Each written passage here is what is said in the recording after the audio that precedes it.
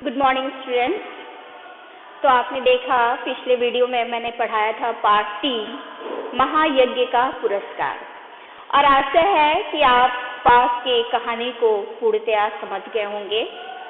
तो आज मैं उसका कुछ सारांश बताने के बाद अभ्यासों को पूरा करवाऊंगी। तो पहला है महायज्ञ का पुरस्कार, यानी इस कथा में सच्चे बलिदान व त्याग की महिमा का रोचक ढंग से उल्लेख किया गया है। यानी निस्वार्थ त्याग ही सबसे बड़ा यज्ञ है, महायज्ञ है। तो आइए इस पाठ में हम कुछ कठिन शब्दों को देखेंगे और उनके अर्थों को। तो पहला शब्द है उदार। उदार शब्द किसके लिए प्रयुक्त हुआ है? सेठ के लिए। उदार यानी उदार का अर्थ होता है दयालु। नंबर 2 दिया है धर्मपरायण। धर्म मतलब धर्म, परायण यानी धर्म से संबंधित या धर्म में रुचि रखने वाला। धर्म में रुचि रखने वाला। नंबर 3 है कष्ट। कष्ट का मतलब होता है परेशानी।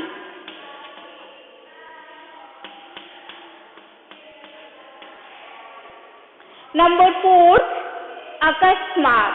अकस्मात मतलब होता है अचानक। अकस्मात,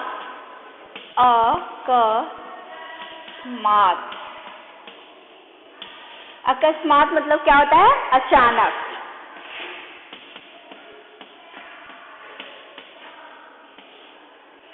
नंबर 4 नौबत, यानी सेठ की स्थिति क्या हो गई? उनकी आर्थिक स्थिति खराब हो गई। इसी के लिए ये शब्द इस कहानी में प्रयुक्त हुआ है, नौबत। नौबत का मतलब होता है स्थिति।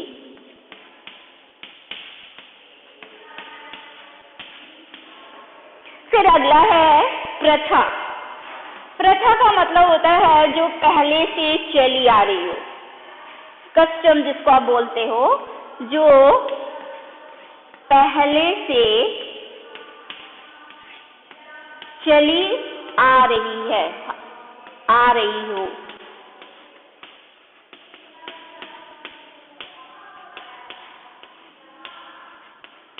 नेक्स्ट है क्रय।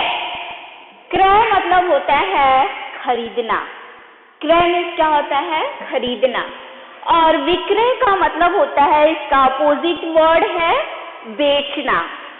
तो क्रय खरीदना, खरीद, और इसका ठीक अपोजिट विलोम शब्द है विक्रय। विक्रय मतलब होता है बेचना।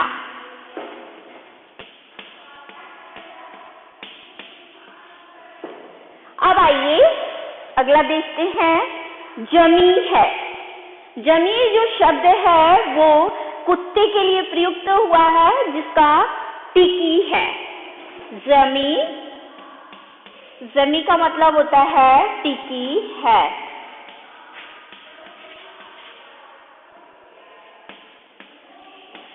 अगला निस्वार्थ। निस्वार्थ का अगर हम संधि विच्छेद करते हैं तो निह धन स्वार्थ। तो नि होता है बिना। निह का मतलब होता है बिना, स्वार्थ के बिना।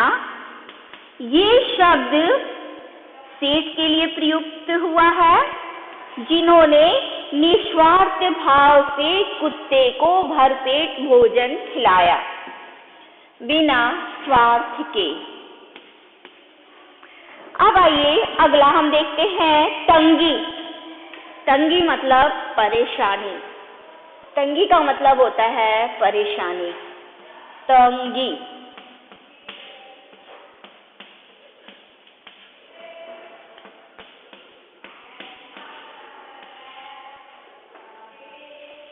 अगला है देह। देह के कई पर्यायवाची शब्द है। देह का होता है शरीर, तन। अगला है वेदना। वेदना का मतलब होता है कष्ट, पीड़ा, वेदना, दुख, जिसका अर्थ होता है कष्ट। नेक्स्ट है विपत्ति। विपत्ति मतलब होता है मुसीबत, मुसीबत।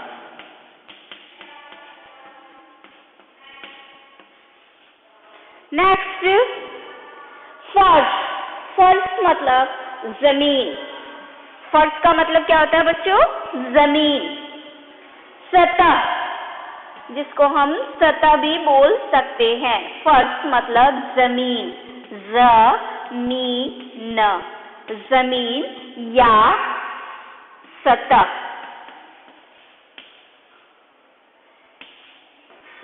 नेक्स्ट है विलीन। विलीन के दो अर्थ होते हैं। एक होता है लुप्त हो जाना और एक होता है गायब हो जाना। लुप्त हो जाना या गायब हो जाना। बर्फ ठोस रूप होता है, लेकिन जब वो पिघलता है तो क्या हो जाता है? ठोस रूप उसका गायब हो जाता है और वो द्रव रूप में परिवर्तित हो जाता है। मानवोचित। मानवोचित का मतलब होता है मनुष्य हेतु उचित। मानवोचित मतलब मान उचित, मनुष्य हेतु उचित।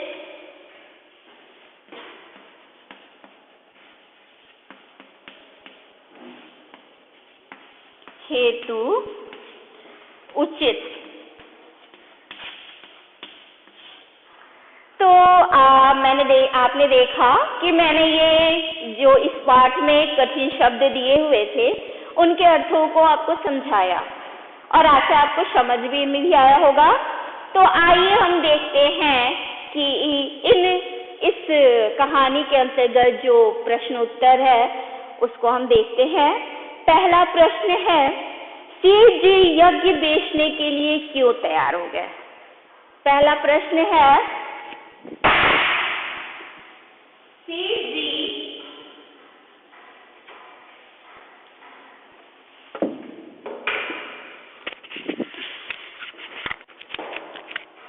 पहला प्रश्न, सेठ जी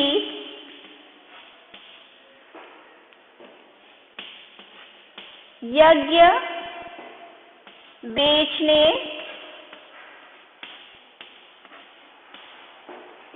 के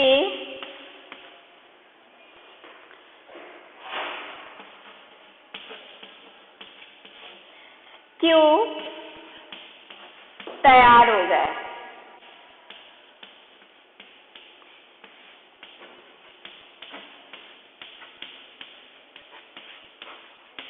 पहला क्वेश्चन है, सेठ जी यज्ञ बेचने के लिए क्यों तैयार हो गए? सेठ जी, इसका हम उत्तर लिखेंगे, सेठ जी यज्ञ बेचने के लिए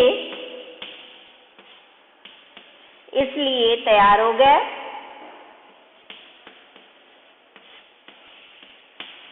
यज्ञ बेचने के लिए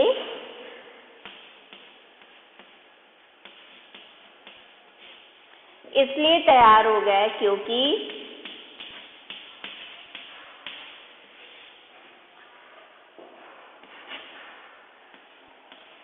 तैयार हो गए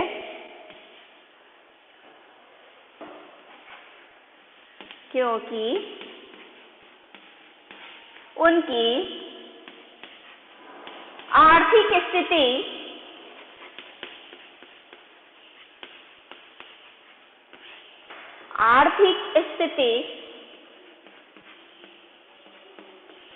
खराब हो गई थी।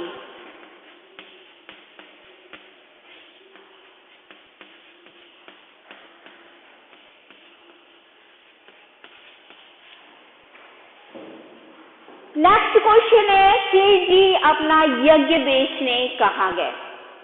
बहुत 2 वर्ड में इसका आंसर हम देंगे। सेठ जी अपना यज्ञ बेचने के लिए कुंदनपुर नगर गए। सेठ ने 4 रोटियां किसे खिला दी? सेठ ने 4 रोटियां किसे खिलाई? कुत्ते को खिला दी।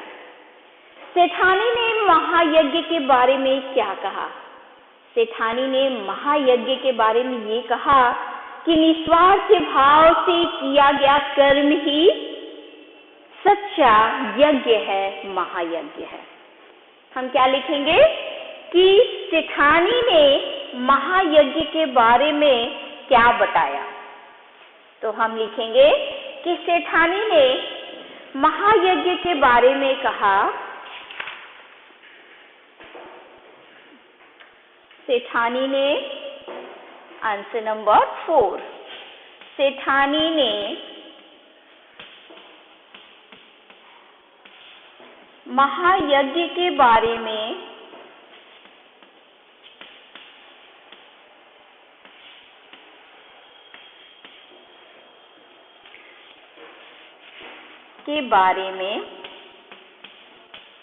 यह कहा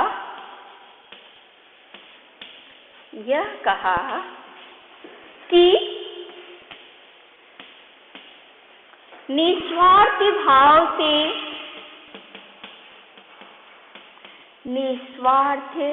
भाव से किया गया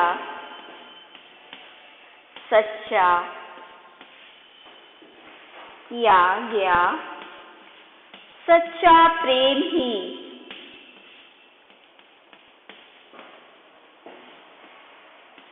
यज्ञ है, महायज्ञ है।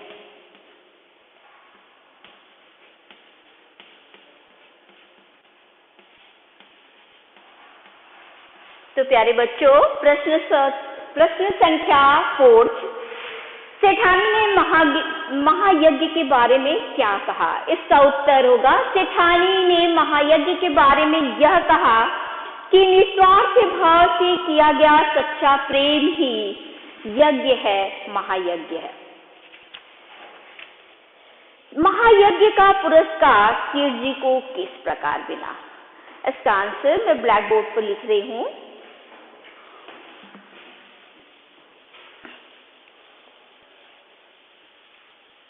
आंसर नंबर 5, महायज्ञ का पुरस्कार सेठ जी को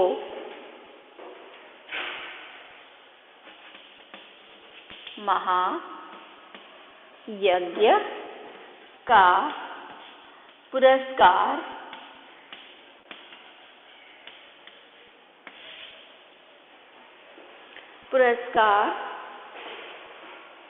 सेठ जी को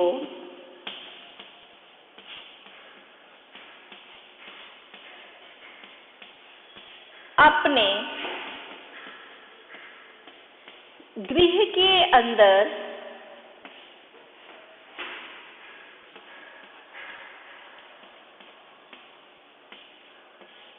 तहखाने से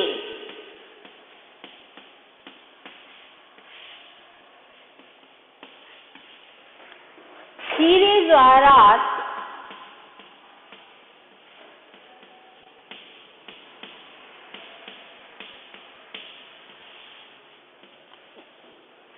की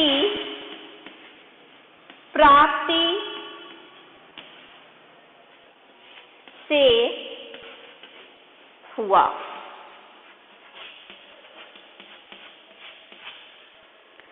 तो आपने देखा कि मैंने प्रश्न संख्या 1 के प्रश्नों के उत्तर को लिखवाया और आशा है कि आप इन दिए गए प्रश्नों के उत्तर लिख लिए होंगे। तो आइए हम देखते हैं प्रश्न संख्या 2, किसने किससे कहा? पहला है, न हो तो एक यज्ञ ही बेच डालो। किसने किससे कहा? सेठ की पत्नी ने सेठ से कहा। बहुत से बच्चे पत्नी गलत लिख दिया करते हैं, तो बच्चे ध्यान से देखकर श्यामपट्ट पर लिखिएगा कि पत्नी कैसे लिखते हैं। तो पहला लिखेंगे क, सेठ की पत्नी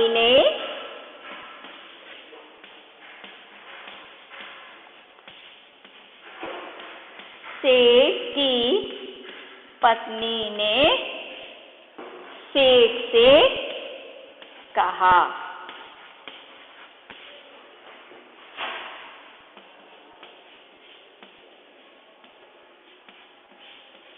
नंबर 2 यानी ख, कहिए कैसे आना हुआ। तो ख होगा धन्ना सेठ ने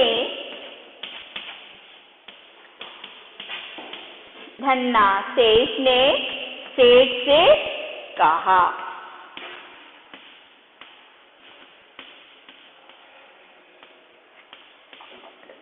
प्रश्न संख्या 2 का ग दिया है, संकट में हूं और एक यज्ञ आपके हाथ बेचने आया हूं। किसने किसे कहा? सेठ ने धन्ना सेठ से कहा। ग होगा सेठ ने धन्ना सेठ से कहा। अगला है घ, यज्ञ खरीदने के लिए हम तैयार हैं, पर आपको अपना महायज्ञ बेचना होगा। तो हम लिखेंगे घ, धन्ना सेठ की पत्नी ने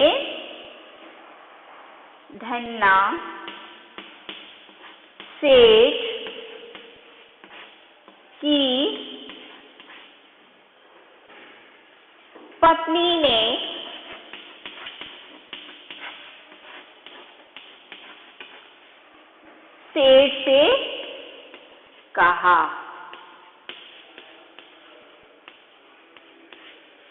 पहला है, ना हो तो एक यज्ञ ही बेच डालो, सेठ की पत्नी ने सेठ से कहा। नंबर 2, कहिए कैसे आना हुआ। धन्ना सेठ ने सेठ से कहा। संकट में हूं और एक यज्ञ आपके हाथ बेचने आया हूं। सेठ ने धन्ना सेठ से कहा।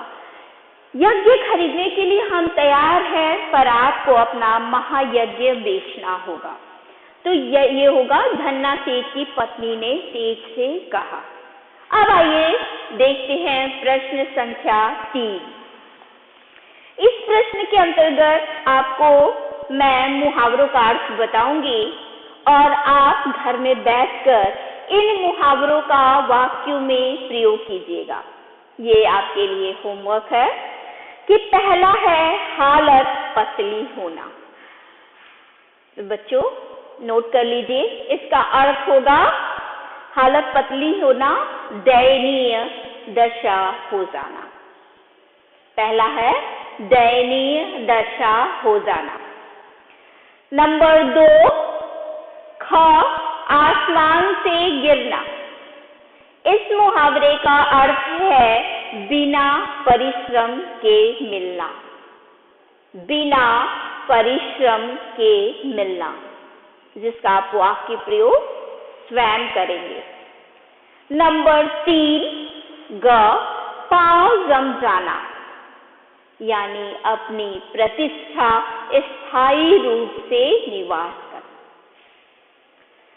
तो बच्चों मैंने प्रश्न संख्या 3 मुहावरे के अर्थ को आपको बताया और आप इनका वाक्य प्रयोग घर में स्वयं कीजिएगा। अब आइए भाषा ज्ञान के अंतर्गत कुछ पर्यायवाची शब्द दिए गए हैं, जिनको हमें 2 या 3 पर्यायवाची शब्द लिखना है। तो पहला है देह। जैसा आपने शब्दार्थ में पढ़ा, शरीर को हम क्या कहते हैं? शरीर के और कितने शब्द हैं? तो आइए जान लेते हैं कि पर्यायवाची शब्द होता क्या है।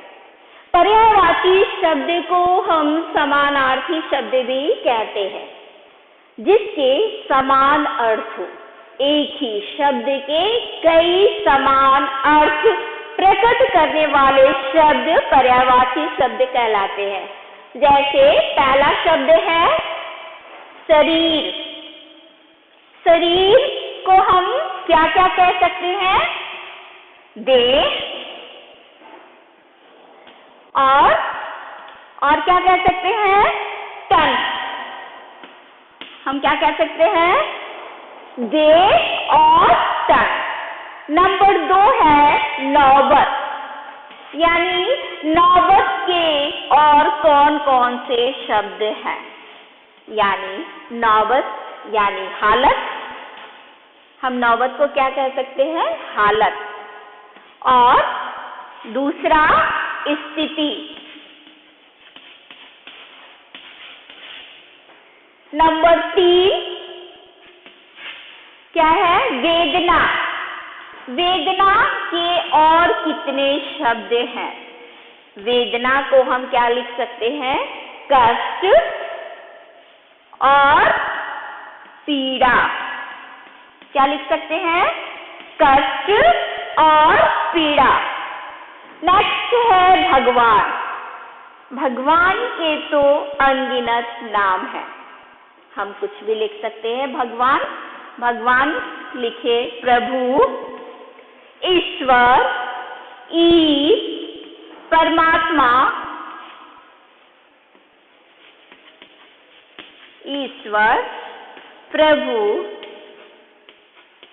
परमात्मा, यानी भगवान के कई नाम हैं, जिसमें से 3 मैंने नाम लिखा। तो बच्चों कृपया इसको नोट कर लीजिए अपनी कॉपी में। और अगला हम आते हैं भाषा ज्ञान का प्रश्न संख्या 2, यानी नीचे दिए हुए शब्दों के विलोम शब्द लिखिए। आइए जान लेते हैं विलोम शब्द होता क्या है।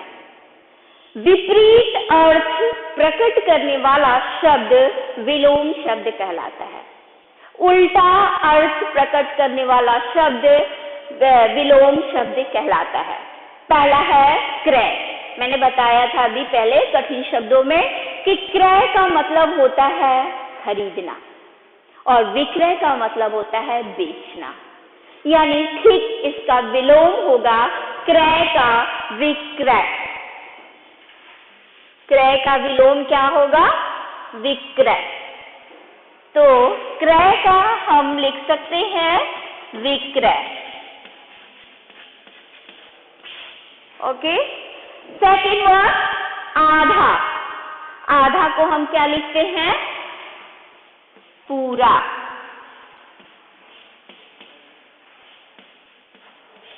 तीसरा है उदार।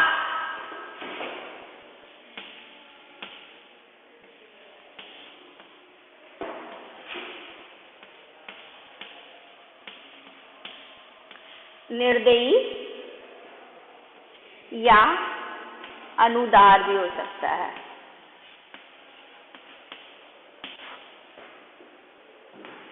नेक्स्ट उचित। उचित का विलोम होगा अनुचित।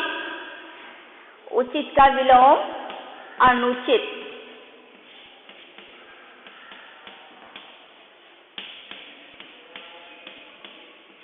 नेक्स्ट दूरी। दूरी को विलोम जो होगा उसको हम लिख सकते हैं नजदीकी। नजदीकी। नेक्स्ट पतली। पतली का विलोम होगा मोटी। तो बच्चों प्रश्न संख्या 2 भाषा ज्ञान का विलोम शब्द आप लिख लीजिए और प्रश्न संख्या 3 आपका होमवर्क है। जिसको पाठ में से आए इन शब्दों के संज्ञा शब्द छांटना है और उसका लिंग और वचन बताना है।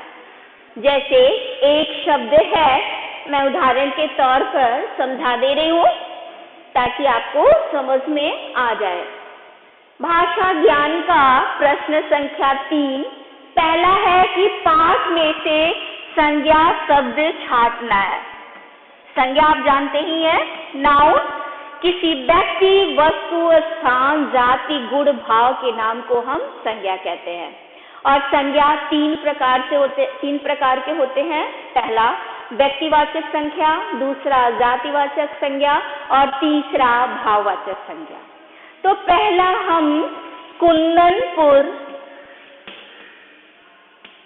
लेते हैं, जो किसके अंतर्गत आएगा, किस संज्ञा के अंतर्गत आएगा?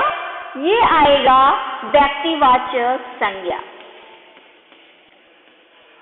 और इसका लिंग क्या होगा? कुंदनपुर पुल्लिंग। और इसका वचन क्या होगा? ये एक वचन है या बहुवचन? तो ये एक वचन है, क्योंकि ये एक नगर का नाम है। इस नाम के कई नगर नहीं हैं, इसलिए इसको हम लिखेंगे एक वचन। इसी तरह जितने भी शब्द दिए गए हैं पाठ में, उनको आपको लिंग और वचन ढूंढ के लिखना है कि ये शब्द मैंने समझा। जैसे कुत्ते, दूसरा कुत्ता। कुत्ता जो है जातिवाचक संज्ञा है और इसका लिंग क्या होगा? ये स्त्रीलिंग तो नहीं होगी, क्या होगा? पुल्लिंग। क्योंकि अगर इसका स्त्रीलिंग होता तो कुतिया होती, और ये कुत्ता दिया है इसलिए इसका लिंग पुल्लिंग होगा। तो प्यारे बच्चों, मुझे आशा है कि मैंने पाठ 3 महायज्ञ का पुरस्कार जो पढ़ाया और इस पर आधारित अभ्यासों को पूर्ण कराया और आपको पूर्णतया समझ में आया होगा। शेष अगले वीडियो में। Thank you.